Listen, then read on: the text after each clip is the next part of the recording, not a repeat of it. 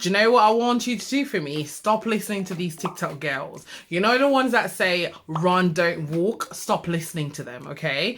They're only doing it for views. If there's no follow-up review, if there's no follow-up in-depth review of what they're telling you to buy, only run, don't walk, red flag. Red flag. Originally, when I tested these, this was gonna be my intro. Oh, didn't see you there. Don't mind me. I'm just looking for the oud that Zara said is in these fragrances.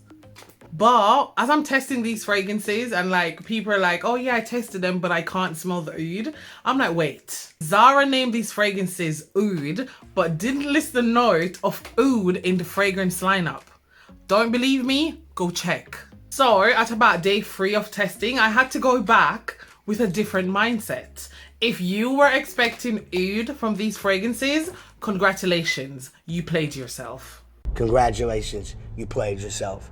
All I know is you smell good. All I know is you smell good. Yeah.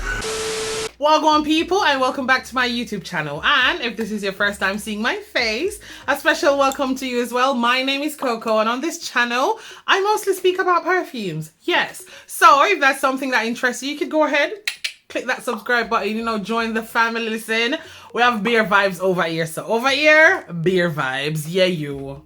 In today's video, as you can already see from the title, listen, you guys badgered me, okay? You know I was not going to film this, but you guys badgered me. So here I am doing my review on the Zara Oud fragrances.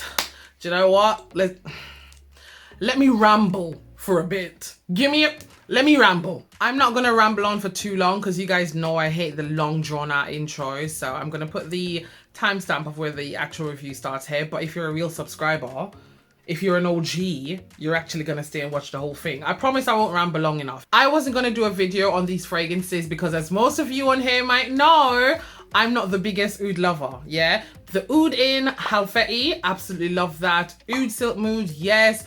Oud for Glory, yes. Ombre Nomad by Louis Vuitton, yes. But the oud that's in Shagaf Oud Ragbar and Black Afghano, are you what? No, trash. So when I heard that Zara came out with oud fragrances, I was a bit iffy, okay? I was so iffy. I was like, oud. But you, I won't even call your name because I just messaged you on Instagram as well. You said to me, you did chapter 1, chapter 2, chapter 3. Why aren't you gonna do chapter 4? So I'm here doing chapter 4 for you guys because you guys requested for me to do this. I didn't want to do it, but you guys asked and I'm here to deliver. If you have me on Instagram, you know that I went to Zara for an entire week testing these fragrances. And if you don't have me on Instagram, go and follow me. What? Hello? Please go and follow me on Instagram. I'm a fun person, okay? I don't only post perfume content. I post a lot of things too. But yeah, oh, going off script. Get back. Get back. Yes, I went to Zara every day for about a week testing these fragrances because I didn't want to buy them. What did I end up doing? Buying the damn fragrances. But the box, as you can see, it's not open. I'm going to return these. Yeah, I'm going to return these. So through testing them every day, I learned something new about the fragrances each day. Because I'm telling you, this review is going to shock you, okay? Let's get into it, my loves. Let's kick things off with Bohemian Oud. What is the definition of Bohemian, you ask? I know you didn't ask. I'm still gonna tell you though. Bohemian is described as a socially and unconventional person, especially one that's involved in the arts. How does this correlate to this fragrance, Zara? I don't know. Bohemian Oud opens with a fresh burst of black pepper. I'm not talking about the powder. I'm talking about the peppercorn that's in the grinder. You know, like a freshly cracked black pepper. Yes, that's the smell I'm talking about. But then that gets greeted with a dry but sweet tobacco smell, which is the Immortelle. For those that don't know, Immortelle is a yellow flower that stays incredibly bright even after it's dried. So yes, the name Everlasting Flower, it suits. For the smell of Immortelle, it's known as a shapeshifter because it's known to give off different smells each time. So you can easily get a smell of maple syrup. You can get a smell like, you know, burnt licorice, burnt sugar, or like a straw but sweet scent. So earlier when I spoke about the sweet tobacco smell, think about tobacco that has been covered in honey and then put out to dry. Yes. For the middle, this is where I get the smoky incense, the leather and the balsamic notes, which somehow puts me in a confessional. Hear me out. You're confessing your sins as you sit on a leather seat and there's incense burning in the background. I'm painting a picture. Come with me. When I was younger, I remember going to the countryside with my grandmother. She'd wake up early in the morning and she'll build up wood fire and she'd make us some cocoa tea. If you're Caribbean, you're Jamaican, you'd know we call it cocoa tea. She'd make us some cocoa tea, whatever you want to call it. She'd sweeten it with some condensed milk and then she'd grate some nutmeg on top. This fragrance has a burning wood smell with cocoa powder. And if you're wondering, cacao is the raw, unprocessed version of cocoa. Rallying back to my childhood story, you know, we have the burning wood and the cocoa that's filling the air. And you know, the condensed milk that's in my story is the vanilla that's in Bohemian Oud. And that somehow adds this creamy, sweet facet to this fragrance. Wait, am I starting to like this, or is it because of my childhood memory? Anyways, on the Zara website, there's no oud listed in this fragrance and I can't smell any oud in here. When I first tested Bohemian Oud, I'm telling you, we're going back to like early June. We're in what, July now? Yes. I had put on my Instagram that this reminds me of By the Fireplace by Maison Martin Margiela. I did not say it was a dupe. I said it reminded me of it. Let me tell you where the differences lie. Bohemian Oud is the more toned down version of By the Fireplace. Bohemian Oud is a sweet vanilla with a smoky burning incense with cacao powder. And By the Fireplace is a creamy vanilla with roasted chestnuts and marshmallow. Make sense? Vanilla, incense and cocoa versus vanilla, roasted chestnuts and marshmallow. See where I'm coming from? Yes. This to me is suitable for late autumn and winter, moderate sillage and projection with a 7-hour longevity on my skin. So if you enjoy like a sweet cacao, smoky vanilla type fragrance, then go ahead and test this one out. This is Bohemian Oud. Next up, we have Endless Oud. What is the definition of endless? Having or seeming to have no end or limit. Endless. Endless Oud now, yeah. This is the worst smelling one out of the 4. Listen to me, I was turned off from first spray. The fact that I had to keep going back and testing it so I could write my script was making me angry. This opens with bitter bergamot. There's something smoky and there's something medicinal. You know what?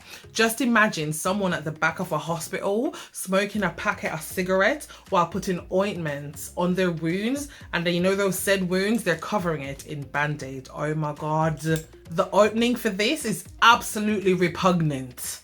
The sweet orange blossom and the florals in the middle, they wanted to shine because there was potential. I'm not gonna lie, there was potential. But you see, because they were being stifled by the animalic leather note that's in here, oh my God, and guess what?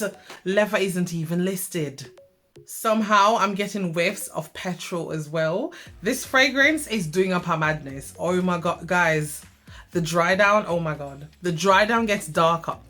Can you imagine? This is the most dirty and skankiest patchouli I've ever come across. And I bloody love patchouli.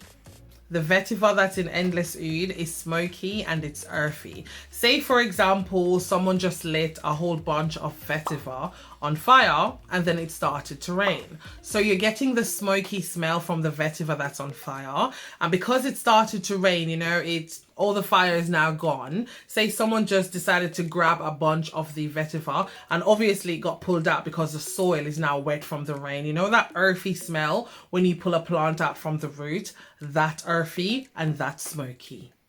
Listen to me, Endless Oud is a rough and rugged, manly man type of fragrance, okay? Yes. A mechanic who's just finished work, he didn't even bother to change out of his sweaty, oil-covered overalls, no.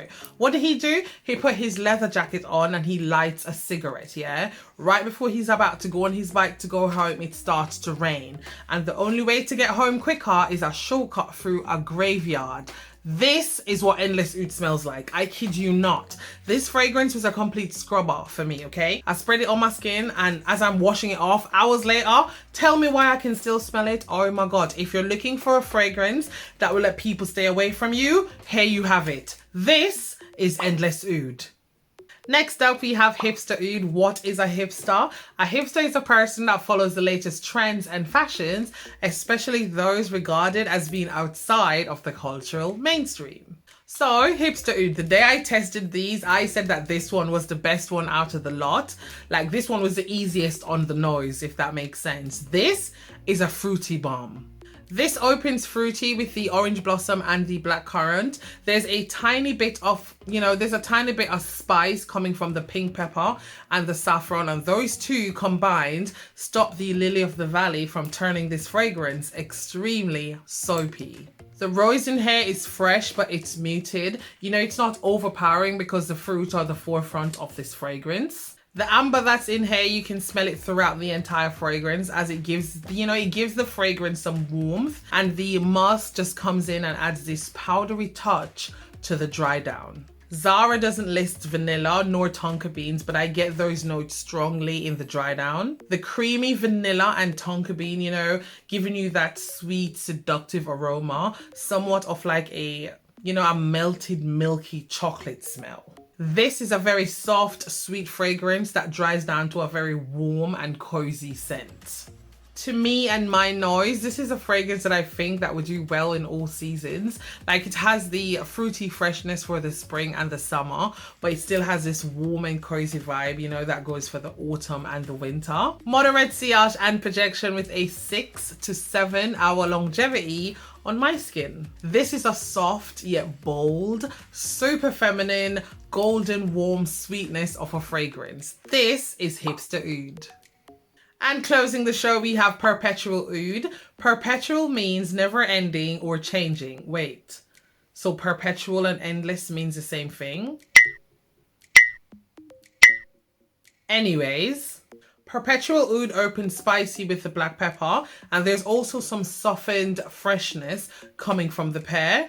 Beautiful, sweet, deep red rose is the headliner on my skin, and that mixed in with the patchouli and the vetiver is giving this fragrance a very rich and earthy smell.